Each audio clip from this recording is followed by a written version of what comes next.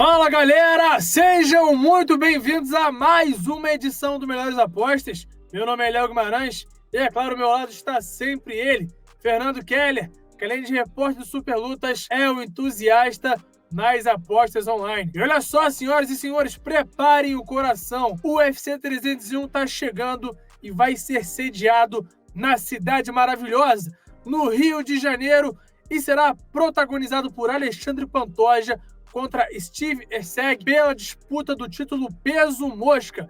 E, é claro, também teremos o retorno dele, o rei do Rio, o ex-campeão peso pena, a lenda do MMA, José Aldo Júnior, que vai encarar o Jonathan Martínez na categoria peso galo. Vamos nessa?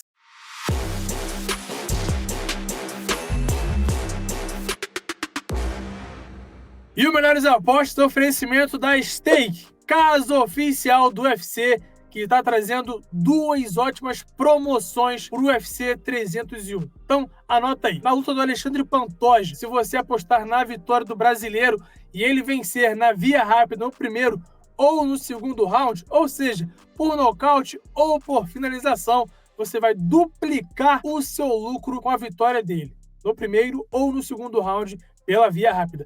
E também o Caio Borralho não ficou de fora dessa. Se você apostar na vitória do brasileiro e ele vencer no primeiro round, apenas nos primeiros 5 minutos do Paul Craig, você vai também duplicar o seu lucro se for pela via rápida, nocaute ou finalização. Então, não perca tempo, acesse a Stake, use o cupom SUPERLUTAS, leia o regulamento da aposta e aproveite sempre com responsabilidade. E antes de falarmos sobre o UFC 301, vamos dar uma passadinha e ver como nosso time se saiu no UFC Las Vegas 91, que aconteceu na semana passada. Nas apostas simples, sugerimos vitória de Karine Silva, que pagou 1,63. Na múltipla, nós cravamos nas sugestões. Apostamos em vitórias simples de Ivana Petrovic, Victor Henry e dos brasileiros Jonathan Diniz e Kathleen Esquentadinha.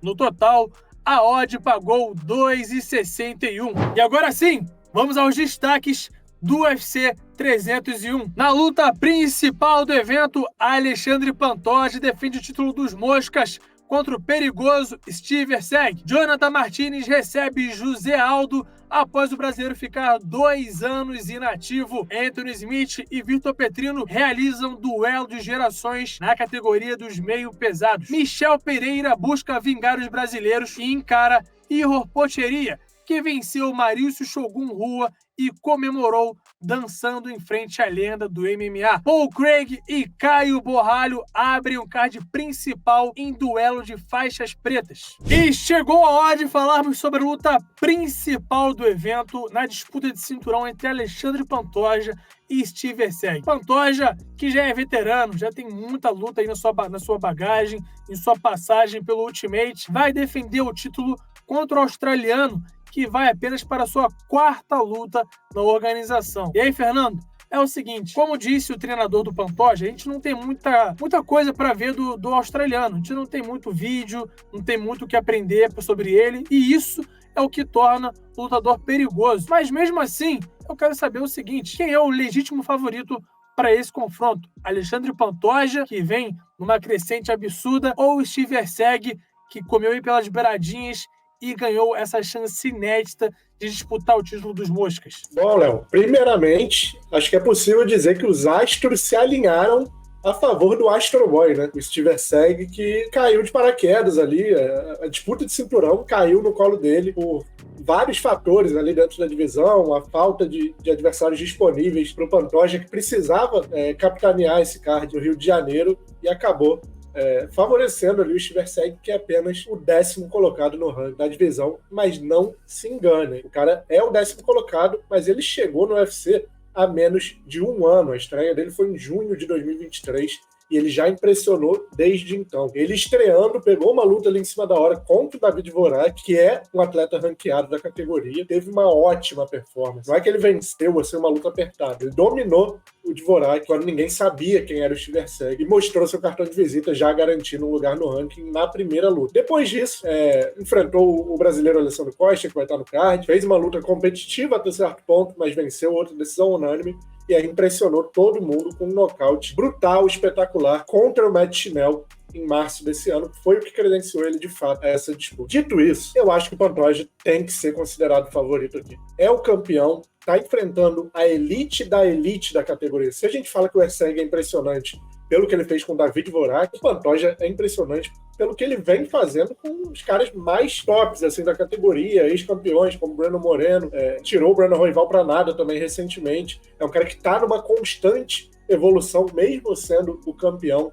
parece sempre chegar melhor para a próxima luta. Então eu vejo o brasileiro favorito aqui, assim como as odds da Stake apontam. Tem que tomar cuidado com o Erceg. Eu sei que muita gente está com uma visão do Erceg um nocauteador, um cara de mão pesada, e não é exatamente isso. Matt Schnell, assim, com todo respeito, é um adversário que, de uns tempos para cá, tem um queixo bem enfraquecido. O próprio Pantoja também nocauteou o Matt Schnell no primeiro round. Acho que não é essa a visão que a gente tem que temer do Steve Erceg, um cara nocauteador, até porque o Pantoja nunca foi nocauteado. Mas o Erceg é sim um cara com boxe muito alinhado, capaz de fazer uma luta inteligente, é um cara com QI de luta, com boxe e com jogo de finalizações. O Pantoja é um faixa preta, é um cara que, além de nunca ter sido nocauteado, nunca foi finalizado também. Acho que ele leva uma certa vantagem em todos os fatores. Só tenho medo, de repente, do Pantoja entrar naquele espírito, sentir a torcida e querer ir para a guerra a qualquer custo. Acho que o melhor para o Pantoja é fazer uma luta inteligente contra o Erceg. Acho que passando o terceiro round, a luta se encaminha muito a favor dele, porque aí conta a experiência. O Erceg não tem lutas de cinturão, então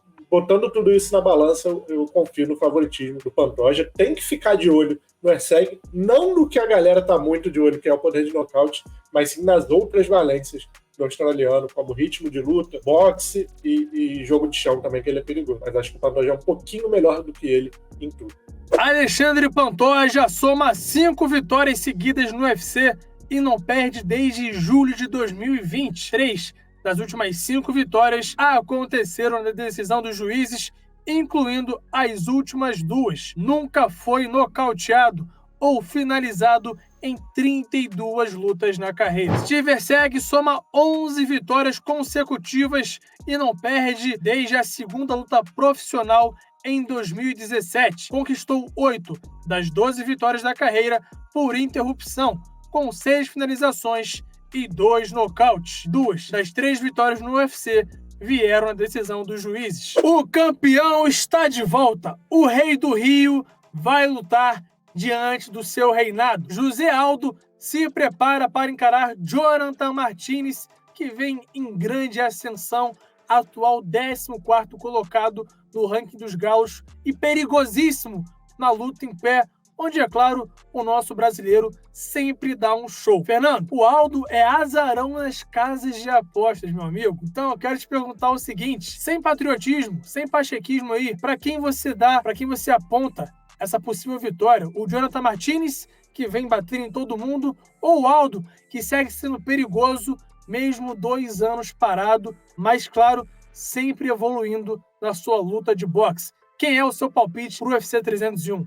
O Rei do Rio voltou e voltou para casa, mas eu entendo o fato do José Aldo entrar como azarão pelo tempo que ele tá parado entre aspas, porque tá lutando boxe nesse tempo, mas afastado do octógono, né? Desde agosto de 2022, quando perdeu pro Merab. Mas eu considero aqui o Aldo, e assim, pachequismo e patriotismo à parte, eu considero uma zebra de valor. Acho que se a gente encarar ele como uma zebra que ele é por esse tempo afastado, ele pode ter valor aqui. Por quê? O Jonathan Martinez está numa sequência impressionante. São 6 vitórias seguidas, mas lutando contra caras ou fora do ranking ou o Adrian Yanez, que estava ali na parte de baixo do ranking, que deu a ele esse 14º lugar. Mas se a gente pega as principais valências do Jonathan Martinez, ele não é um cara tão empolgante assim da gente ver lutar, não é um cara com poder de nocaute. Os últimos nocautes dele, inclusive, são por chute na perna, que é algo que ele faz muito bem. Mas adivinha quem é o melhor nome para lidar com chute na perna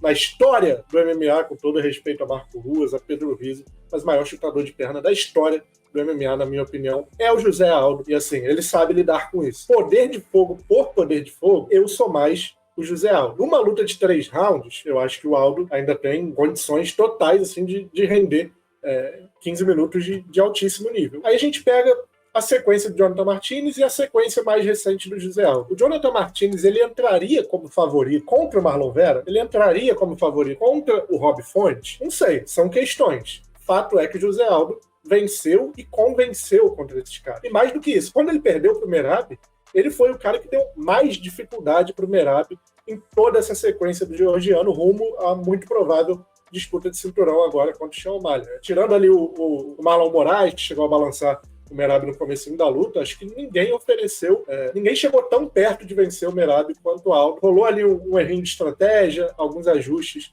entre o segundo e o terceiro round, mas o fato é que ele fez uma luta muito competitiva contra o georgiano, e essa é a última imagem que a gente tem do José Aldo no octógono. Aquele José Aldo, para mim, seria favorito contra o Jonathan Martínez. A questão é que tem uma janela aí de quase 2 anos de lá para cá, na qual o Jonathan Martínez está ativo, e José Aldo, embora esteja lutando boxe, a gente sabe que num nível muito abaixo do que ele enfrenta no UFC, está afastado do octógono. Então, são essas questões que fazem com que o José Aldo seja um azarão, mas eu tô confiante, cara. Acho que com o apoio da torcida, eu não tenho dúvida de que quando o José Aldo entrar, vai ser o maior momento da noite em termos de arena, em termos de barulho, e em 15 minutos eu acho que o José Aldo tem que ser olhado com carinho aqui contra o Jonathan Martínez. Meu palpite é para um retorno triunfal do Rei do Rio.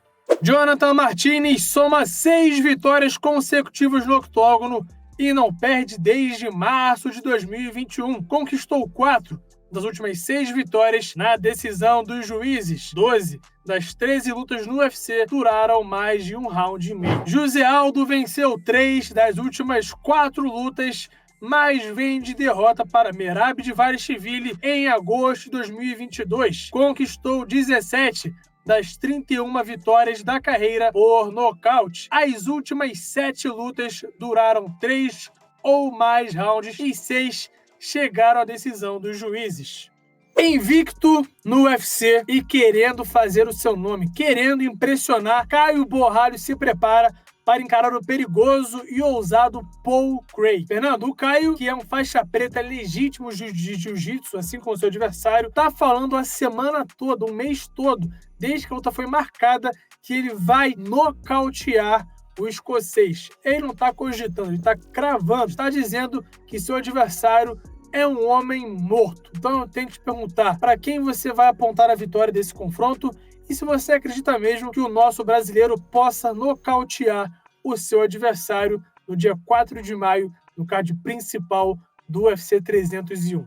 Bom, Léo, vamos lá, cara. Eu acredito sim que o Caio Borralho é muito favorito, como as odds mostram, e tem total capacidade de nocautear o Paul Craig. Tem que tomar cuidado com o escocês, que é um cara muito arisco, ardiloso, perigoso, né? Um cara que não tem medo, por exemplo, de puxar para a guarda, que tem uma das guardas mais perigosas de todo o UFC, tem um triângulo absurdo, mas o Caio Borralho é um nerd da luta, né? O líder dessa leva aí da Fight Nerds, está chegando com tudo no UFC, é um cara muito inteligente, um QI de luta absurdo, e claro, faixa preta de judô e faixa preta de jiu-jitsu, treinando há muito tempo com o Demian Maia. Ele falou, inclusive, no Media Day que não tem nada que o Paul Craig possa apresentar para ele, nenhuma situação que o Paul Craig possa colocar ele, que ele nunca tenha vivido nos treinos ou nas lutas. Então, estou sentindo ele muito confiante, mas não super confiante, subestimando o Paul Craig. Acho que ele está muito preparado, muito bem resolvido assim, com essa luta, que é a grande luta dele até então no UFC, tá nessa ascensão no ranking, e acho que é difícil não enxergar o favoritismo do Borralho aqui. Acho que ele é melhor do que o Paul Craig, é melhor na luta em pé, é bom o suficiente para evitar ser derrubado pelo Paul Craig e evitar ficar em situações desfavoráveis, e caso fique, é bom o suficiente também para tentar e conseguir escapar de tais situações. Acho que ele está incomodado com esse rótulo de senhor decisão, né, que muita gente põe nele, um cara que sempre amarra a luta e leva para a decisão. Ele está com esse foco realmente no nocaute, e o Paul Craig, a gente sabe que decisão dos juízes não combina com ele, né? São 2 decisões dos juízes em 20 e tantas lutas da carreira. Então eu vejo um desfecho, uma grande possibilidade de um desfecho rápido a favor do Caio Borralho. Estou confiante na vitória por nocaute do brasileiro. Paul Craig amarga 3 derrotas nas últimas 4 lutas. Conquistou todas as 17 vitórias da carreira por interrupção, com 13 finalizações e 4 nocautes. Foi para a decisão dos juízes apenas 2 vezes em 25 lutas profissionais. Caio Borralho soma 15 lutas de invencibilidade e não perde desde a segunda luta profissional em 2015. Conquistou 8 das 15 vitórias da carreira por interrupção, com 4 nocautes e 4 finalizações. 4 das 5 vitórias no UFC aconteceram na decisão dos juízes. Senhoras e senhores, rufem os tambores, chegou o nosso momento steak. Hora que Fernando Keller dá as melhores sugestões de apostas para o UFC 301. Fernando, vai que é tua! Vem que é minha, Léo Guimarães, é isso, cara. O UFC 301, UFC em casa, o UFC no Rio de Janeiro. E a gente tem 5 apostas simples aqui para sugerir, começando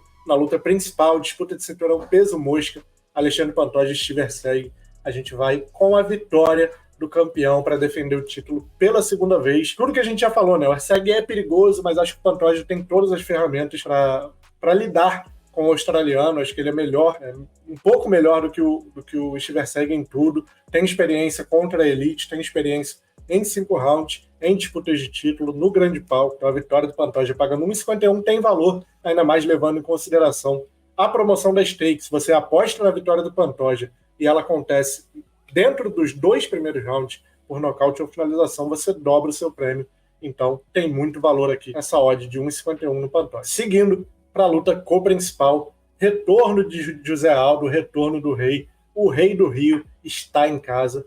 É zebra contra o Jonathan Martínez, porque está há quase 2 anos sem lutar MMA, embora esteja ativo no boxe. Mas eu acho que é uma zebra de muito valor para a gente explorar, pagando 2,28.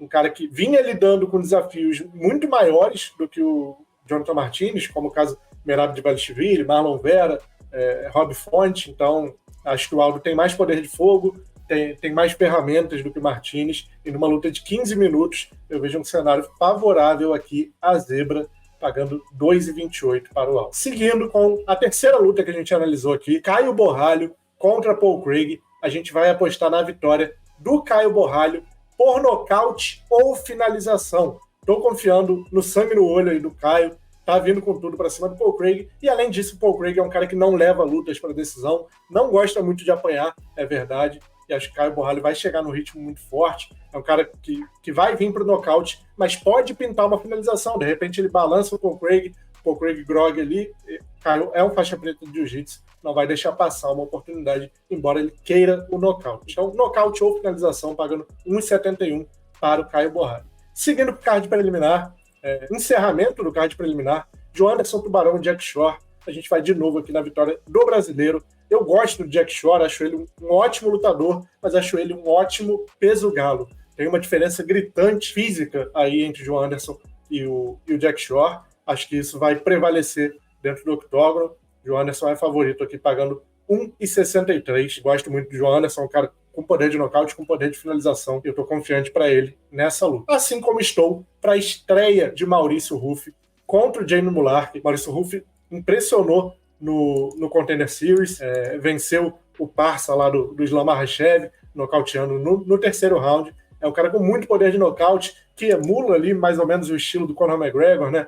É um cara com uma movimentação diferente, mas muito eficiente, que tem esse poder de fogo nas mãos. E o Jamie Mullarkey é um lutador decente, é um bom lutador, mas extremamente nocauteável, né? Tem um queixo bem duvidoso ali, 5 derrotas por nocaute, e acho que a mão do Maurício Ruffi entrando ali no queixo do Jamie Mullarkey tem tudo para o brasileiro sair com a vitória nessa estreia dentro do octógono, oficialmente no evento do UFC. Então, fechando aqui as apostas simples, com a vitória do Maurício Ruffi, pagando 1,54. E passando agora para a nossa aposta múltipla do UFC 301, a gente tem mais 4 vitórias, coincidentemente, todas elas de atletas brasileiros. Começando do card preliminar para cima dessa vez, a gente vai na segunda luta da noite, Ismael Marreta contra Vink Pichel. O Ismael voltando ao palco daquela grande, brutal joelhada que ele acertou no UFC 283, está de volta contra o Vink Pichel, que assim, é um lutador muito bom, veterano, com história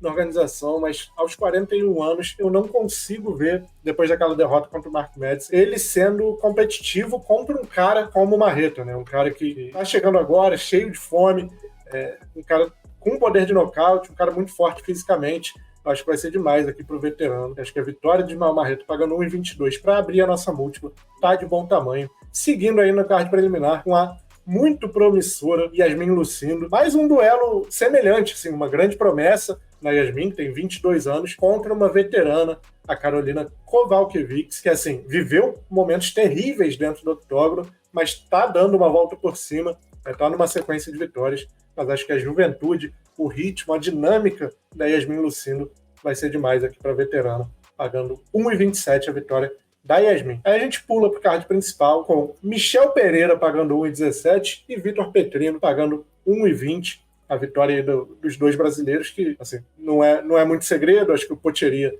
não está no nível do Michel Pereira, embora a imagem que a gente tenha dele no Rio de Janeiro é um pouco assustadora, ele nocauteando a lenda Maurício Shogun e fazendo lá o pistoleiro.